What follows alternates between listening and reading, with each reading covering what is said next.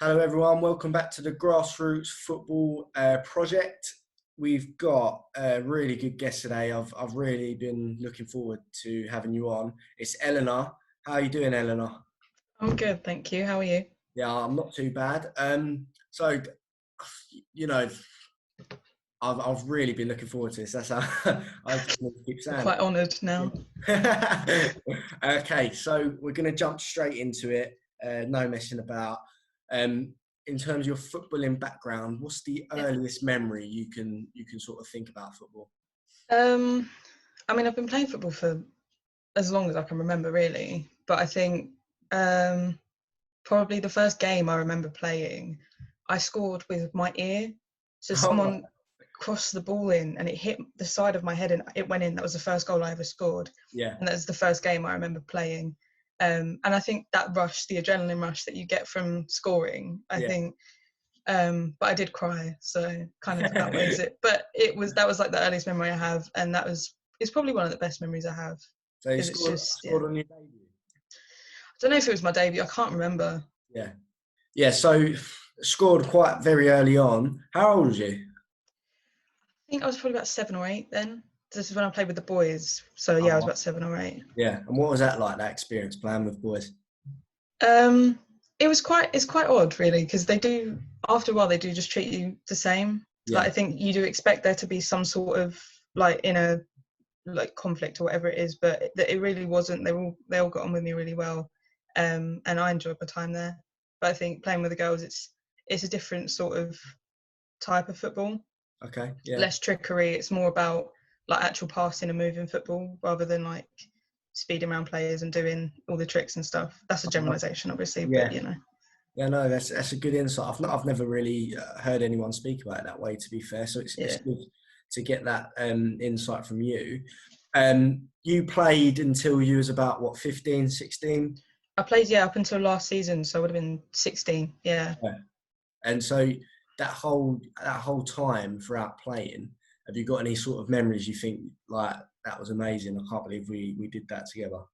I think the first cup final that I ever played with the girls team was probably the best game we've ever had. I remember I scored the first goal within like 5 minutes. Yeah, And I remember it was one of those where it comes out to you at the edge of the box and you just hit it first time and it goes straight in top corner. yeah, That was honestly probably one of the best experiences of my life. And then we actually won the game as well.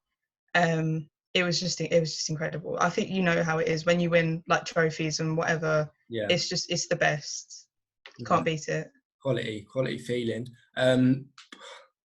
Yeah, so you've scored that great moment. Is there any other moments that stick out and you think that was amazing? I think it was the second to last season before I stopped playing. We had an unbeaten season basically. Apart from the last game, we went the whole season without being beaten. Yeah, And I remember when like we realised every game was just like the best because it was just we were working so well as a team, but it was just continuous as well. It wasn't like one game was really great and it stood out. It was just everything worked so well together. yeah, And I think it's very rare that you get a time like that as a team and as a unit where everything just works so well together for such a long amount of time. yeah. So Um, yeah, that was good. so you obviously was used to winning and knowing what the winning feeling was like throughout Yeah. playing. What is it like week in, week out when you speak about that certain season where you're winning every league every week? Are you a bit worried that you might slip up, or are you just more and more motivated as the weeks go on? I think there was a certain like motivation because you go to games knowing that they want to beat you more because Yeah, you are unbeaten. So every week was like a step up. It's like, okay, now we've done that, we need to do it again, but just better.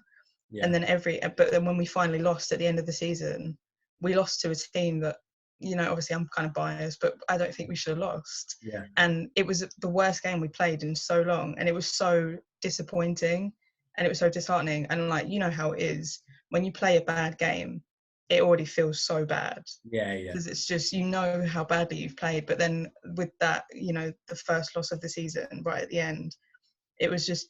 But yeah, I think there was this motivation of like we need to just keep moving, keep stepping up. mm. It was good. Definitely. I think that's such a positive environment to be Yeah. around. In terms of when you did lose, how did that make you feel on a Sunday? I know, like for me personally, it ruined my weekend. I just wanted to go to bed. How did Yeah. was you similar? Always. I remember ever since like I've started playing, every time I lose, I'm a very competitive person, as anyone who has ever played with me will tell you. I get very frustrated when we lose. Yeah. And it would ruin my whole day. And I would have to go home and like do schoolwork or whatever it was, and I would just be so frustrated. And I'd be frustrated the next day when I woke up for school, and I'd just still be annoyed. Yeah. It was kind of, and then but then you go back next week and you're like, right, it's not happening again. And so it does do you good, because it is like a certain sort of motivation, but it's the worst feeling. No, definitely. Was there any sort of coaches or managers that stuck out and really helped you guys out through your playing career? Was there that one person that you thought, you know what, he really helped you massively? 100%. Dean was the last manager that I had, and when he left, that was when our team kind of disbanded. It was just like there wasn't enough players, all that. It just nothing fit really. Yeah. But Dean was the best manager, best coach I'd ever had. Yeah. He was, because he took the time to get to know us, and he took the time to like know us personally and know what made us tick and what made us do work, and and I think it definitely influenced my coaching style, like going forward, and like made me want to get to know my girls more and just understand them, because it does make a difference, and it influences results massively, and it influences morale massively. So yeah. That's brilliant. Well, shout out to Dean if he's watching. Hopefully none of your other managers are watching. You big. No, he'll love that. Can't wait for the text of like, oh, I didn't know you loved me that much. That's great. Yeah, definitely, it's coming. Before we get on to your coaching, which I do want to speak about, a big part of, well, from what I've seen as well, is your refereeing sort of journey. And you know what? I've refereed before, and I hated it. I couldn't grasp my head around the fact that I was trying so hard to make the right decisions, and I just got shouted out, and I couldn't handle it. I don't know how to do it. What on earth possessed you to want to go and do something like that? Honestly, I really couldn't tell you. I don't know. It's really, refereeing, the money is, I hate to say it, but the money is really good. The money is great. And that is a huge factor in it, because why else would you do a job like that? Yeah. It's a very interesting, you have to have thick skin. You have to have really thick skin. And obviously it's difficult to referee anyway, but being a female in the football industry as well, it does make it harder, because I do find managers challenging me on things that are basic and things that I shouldn't really be challenged on, but I think because of my gender and my age as well, they do kind of challenge me a bit more, and it does make it harder, but it's taught me a lot of invaluable skills that I will not forget anytime soon. So no, definitely. And do you think a big part of the way people like managers and parents do speak to you whilst you're out doing your job is influenced because of your gender and how their views?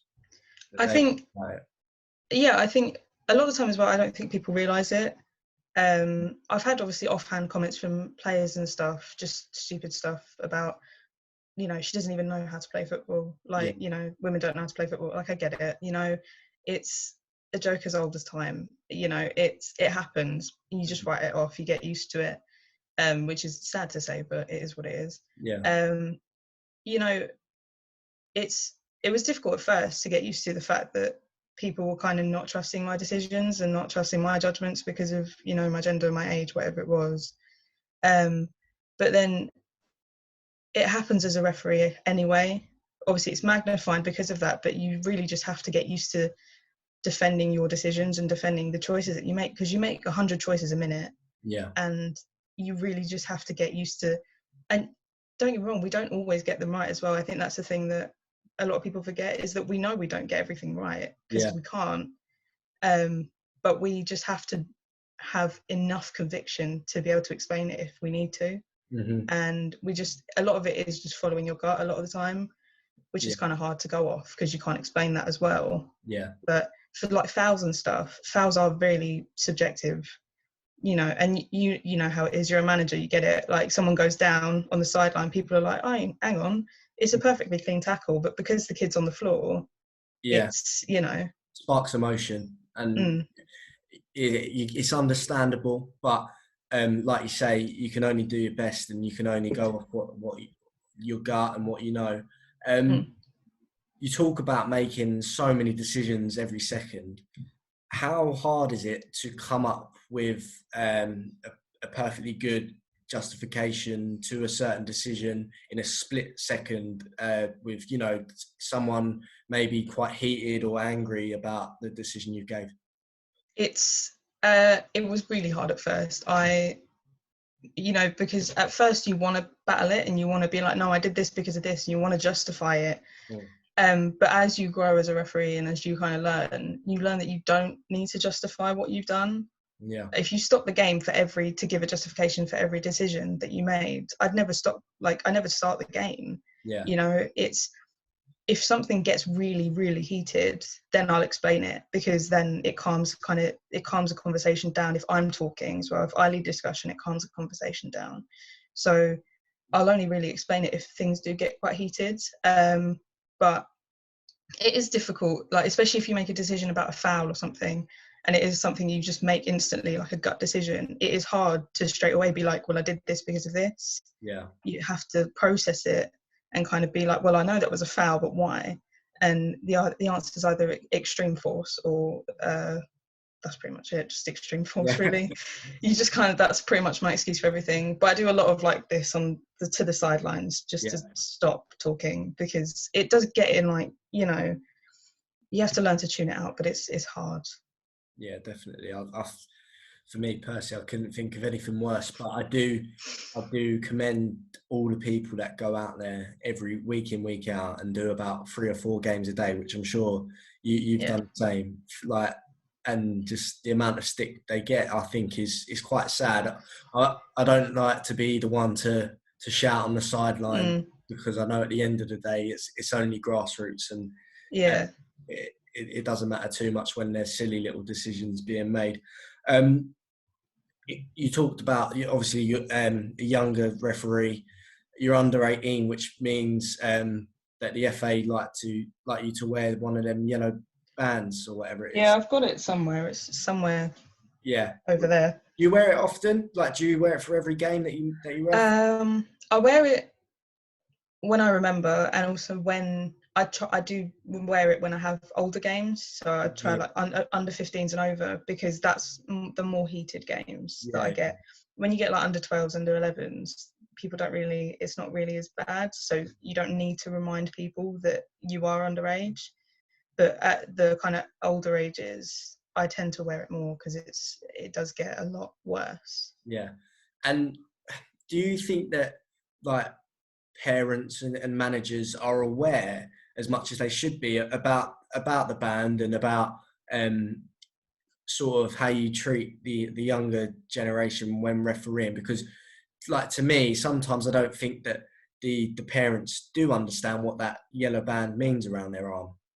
Yeah, no, I don't think people are educated enough at all, really, on what the band means at all, because there's obviously writing on it, but it's kind of hard to read when someone's running around a pitch. And I don't think people who haven't taken the course and who aren't referees understand kind of how odd it is being a referee, and how it's not a job like any other. It's, you know, I've had a lot of abuse of parents and stuff, which is odd, because, you know, if their kid was in that position, you'd think they'd probably think a bit differently, but 100%, yeah. They don't think like that. I've had games. One of the latest games I did, I'd had like 4 games in one day, and the last game I did was an under 15s game, and I got off the pitch and I just cried, because the parents and the managers the players. It does feel like one of those things where just everyone's against you, and it is like, God, why am I doing this? Yeah. But you know, but it makes you feel stupid because I've gone off as a female referee and as a young referee. I've gone off the pitch and I've cried, and that image is then she's emotional. She can't, make decisions. She can't make proper decisions. So I was like frustrated with myself more than anything as well, because I've just kind of proven them right in the sense that I can't make justifiable decisions. But you've just got to learn who not to referee for, first of all, and learn what to do next time. Yeah, I don't think anyone could blame you to feel them sort of emotions. I think it's such a horrific, that sounds very horrific, that experience, the fact that you'd received that sort of abuse. And I just think that I think clubs and managers have a responsibility to let people know that refereeing it's a dying art, isn't it? And there's not many left, really, is there? I mean, you're on the managers group with me, and how many times do we hear, I need a ref, I need a ref? Yeah, so always. Like, you guys are doing massive favours throughout grassroots football week in, week out, and it goes very underappreciated. I think, at the end of the day, we have to make decisions that are against the team, so it's never going to end well for us, you know. Yeah. But I think it is, I always try and say to my girls about how just get on with the game. Like, the referee, whatever the referee does, just get on with the game. Just keep it going. Doesn't matter. You'll get over it. In 10 minutes, you won't even remember what happened. And I think that's what's important, is that really decisions don't make the game, the players do, and the managers do. And people really just need to move forward, because in 10 minutes time, you're still going to be complaining about an issue that I'm not going to go back for. Yeah. So why are you still complaining about it? That's my kind of, issue. But that's a brilliant point of view to have, and a brilliant viewpoint to hold. Do you look at referees differently when you're either playing or coaching? How is your interaction with the referees different? I think it's changed completely, because as a player, I think everyone who kind of used to play with me can attest, I'm quite, a confrontational character. Like, I won't hold back from challenging a referee. Well, I wouldn't anyway, back when I wasn't a referee. And we had a regular referee at Danson, Laura, you might remember. Yeah. She was great with me, because she was just like, stop talking. But we were like friends, so it was okay. Yeah. But obviously we went to away games and I had referees that I didn't know, so it was a bit different. But after becoming a referee, I completely stopped talking, like completely just shut my mouth, just get on with it, because you don't get it until you do it, and then you're like, oh, I've been doing that this whole time. And I just felt so awful. I said to Laura, I was like, I'll never challenge a decision that you make ever again. Because I felt so bad, because you don't realise, and then you're like, this whole time I've been that player. Yeah. I've been the one that's been doing that, and you're like, oh God. But get over it. It's a difficult one. I've lost my train of thought there. When they bring in the new rule about sin bins, be totally honest, how happy was you? I have a very kind of relaxed attitude to refereeing. I don't really, so I didn't really take much notice of it. At first, I didn't think it was real. I thought it was like a fake thing that people had made up, and I was like, okay. But then I found out that it actually was real, and I was like, oh, probably should learn what that means. Yeah. Because they were running workshops for it and stuff, but I just was like, I'll just research it and I'll learn about it myself. I've given one sin bin before, which, was obviously protested. It was not good. The game was already bad, and then I sin binned 2 players, and I was like, at the same time, and I was like, okay, great. But I think it's odd, because you have to rely on managers to keep track of it, but then you also have to keep track of it as well, because you can't always rely on managers to do it properly. That is the issue I had with it. When we was called for a meeting about sin bins at Danson, the thing that just struck in my head straight away was how we're going to keep track of this. I mean, the Premier League, you've got all this technology, that's fine. Yeah. Eventually, when it gets to that stage, but at grassroots level, you're going to need about 20 watches on your wrist. Like, Yeah, I mean, I'm already in like 4 minds as it is. yeah, So exactly. then I've just got another thing to add to the list to remember. Yeah. But it's just when you start a game, everything kind of just becomes automatic. Mm-hmm. So then you learn all the ways of like that before Simmons, you learn all the ways of how to do things and how to keep track of things. And then they add this thing in and you're like, how am I supposed to add this in now? How am I supposed to do this? Yeah. I really just improv'd it. I looked at my watch. I was like, okay, try best, see what happens. And then they shouted at me and they were like, I think it's been 10 minutes. And I was like, all right, on you go. So it's fine. Overall, do you think it's helped your refereeing or hindered it? I think it's good as for players because it does defend referees in a way that they weren't before. As you can, like the whole point of sin bins is for verbal dissent to other players or to the referee. Yeah. And I think that was a good thing for me to be able to kind of put that out to players and to managers to be like, look, I'm kind of actually protected by this now. So, you know, be careful what you say and just watch what you say to other players, not just to me, obviously. You know, it's grassroots football. The whole point is creating this environment of just safety and just enjoying playing football. And the way that it is and the way that it has been whilst I've been a referee, like what I've seen, I don't think it carries that same safety that it did. Yeah.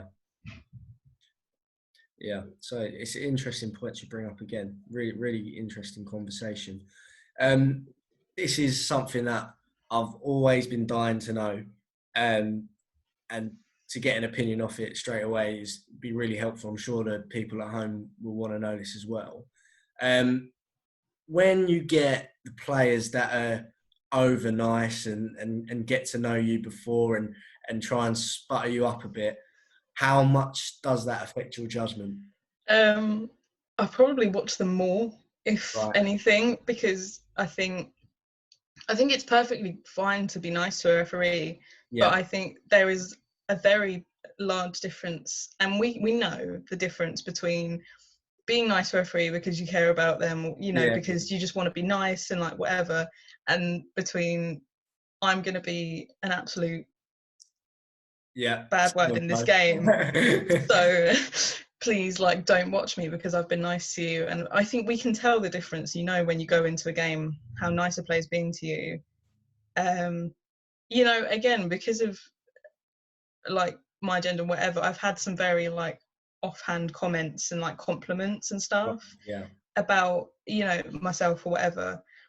And I do watch those players more again because it's like, okay, watch yourself. They're trying to get away with stuff more. Yeah, I think there is there's a difference, but you can tell the difference between someone just being nice and someone kind of trying to set you up for a bit of a laugh. So I think you just gotta be careful. But yeah, it's an interesting one.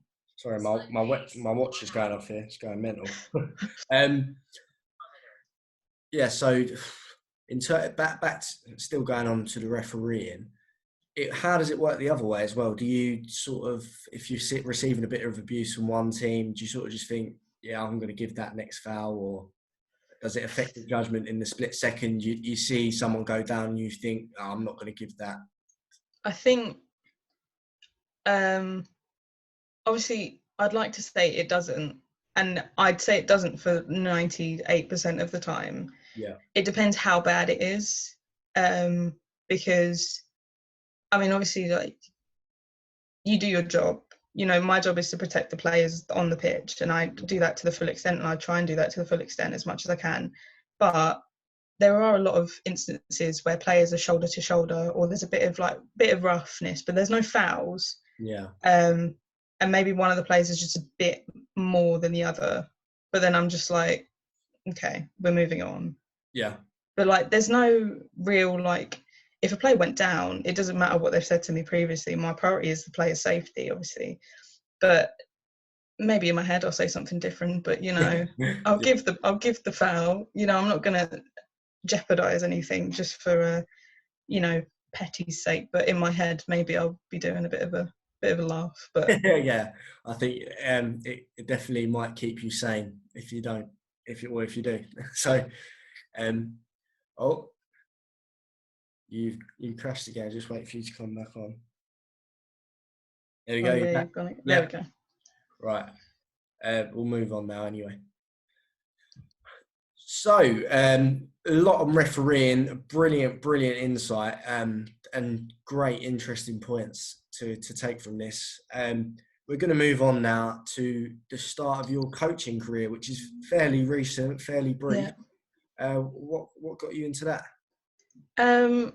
Well, I knew that my team disbanded, and it's not that I wasn't interested in playing anymore, but I think my love of football had gone away, really. Our last season wasn't our best season, and we kind of really struggled that whole season. I lost the kind of want to play football. Right. And when our team disbanded, I didn't really know what to do, because I wasn't ready to fully give it up.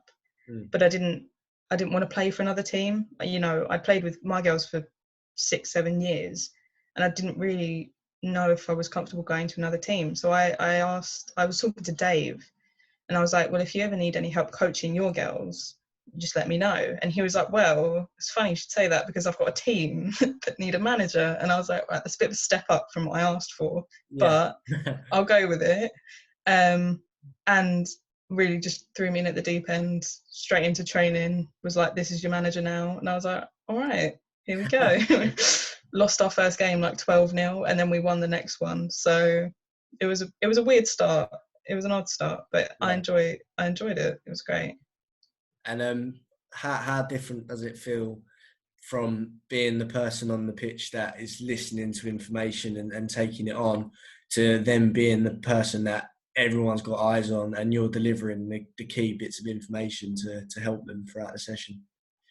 It was hard at first. It was really difficult at first, especially because, when you forget how much stuff they need to learn, stuff that comes naturally to us, like stuff like receiving on the back foot and all this stuff that comes just quite naturally now, you forget that they need to learn how to do it. Yeah. And so, at first we just put them into a game so I could see ability wise where they were, and they were doing stuff, and I was like, oh, I need to teach them that, because they don't know how to do it yet. Yeah. It was such a weird, it's a very odd thing, because I don't remember how I learned any of that stuff. So how am I supposed to teach these young girls how to do it? Yeah. But I think it's a very enlightening experience in terms of you are a lot more conscious of what you're saying, because these, however many 13-year-old girls are looking at you to inspire them and to make them play better. Yeah. And so you think about things a lot more, and I became a lot more, I think, compassionate and kind of able to talk as when I became a manager, because you just have to learn how to communicate. In 2 seconds you need to say a couple of words to get someone to do something that might make or break a game. Yeah. No, that's brilliant. Brilliant again. So you've got quite a few fingers in different pies: coaching, refereeing. Mate, have you got one eye on playing again, or sort of? I thought about it, and but I have so many injuries. I'm like a retired football player at this point. I'm carrying so many injuries, and I haven't played football for so long that I just think I would run on a pitch and I would just collapse at this point. So I don't know. It might be a bit out of the question. It might be a bit out of the game at the minute. Can you see, maybe not a career, but sort of a continued love and interest of football and being a large portion of your life still? I think I would love it to be. I think coaching really just reignited my love for football. It's something that I did lose along the way, but it really kind of pushed again why I love the sport and why I love being a part of a team. And I think it's something that I would love to keep in my life. This year was hard because I had to figure out a balance between refereeing and managing, and also just school and general and other work and, you know, all this stuff. It is something that you have to kind of wrap your head around and figure out. But, you know, it's taught me a lot of lessons, and it is something that I would like to kind of keep going. No, that really good. So we're gonna get I suppose a few girls and boys that are watching that sort of they're good players, but they might not make it to the level, or the opportunities just might not be there to continue playing once they get to our sort of age, 15, 16, 17. What is it that you done? How did you go about getting yourself these brilliant opportunities of refereeing and earning money every week and becoming a coach at a big football club? What did you do? How did you go about that? I think I didn't really think about it too much. I think I was lucky in a lot of it. You know, it was really just good timing and like Dave and the whole club at Danson being quite, you know, kind in letting me take over. But also a lot of it is doing it because you love the sport and not because you want to be, you know, this or that. You know, everything that I did was just because I love football and because I loved what I did. And I wasn't driven by wanting to be kind of a successful manager or a player or whatever it was. I just did it because football was a big part of who I was, who I am. And it is, you know, it was something that I just wanted to carry on doing. So I think that was, just focus on the love of football rather than anything else. Let's think about your whole sort of football journey, football career since you was a child. Including the refereeing and the coaching, what is some of your proudest memories and fondest moments that you just sort of look back and think, I'll remember that for the rest of my life? I think there's and now I'm thinking about it, there's just I think in terms of recently as well, what I can remember, the first game I ever won as a manager was the first league game we ever played, and we won. And I remember it was I think it was 2-2 until like the last 10 minutes. And then we scored, and I remember I jumped up and my phone fell out my pocket, like hit straight into the mud. And I was just shouting. And I remember there was like girls on the sub bench just looking at me like, are you all right? But I was just absolutely, it was just one of those, like, you get it when you win a game, and when you win it that close to the end as well. There was nothing like that. And there was because it wasn't even about me. It was just the amount of pride that you feel for those girls, that because you remember like how happy it made you feel when you were their age, and the fact that you're experiencing that with them, I think is such a privilege, and it's so fantastic. And I feel so lucky to be able to experience that with them and take them through that. So I think that's probably one of the biggest things I'll remember going forward about managing and whatever. Eleanor, you have been a fantastic guest. Thank you so much for coming on. Thank you for having me. You're welcome to come back on whenever you want. We'll talk about more topics, more girls football, refereeing, stuff like that. I know refereeing took up a big part of today, but thank you. Good luck with the rest of your journey. Whenever we get to go back, I hope that you get all the luck and the success in the world, and we'll definitely support each other. Yeah, and to you too. Yeah, always. Yeah, thank you. Okay, guys, thank you so much for watching. Probably one of my favourite episodes so far. Don't forget to like, comment, subscribe to the channel if you want to see more. And yeah, thank you for the support, everyone. Stay safe.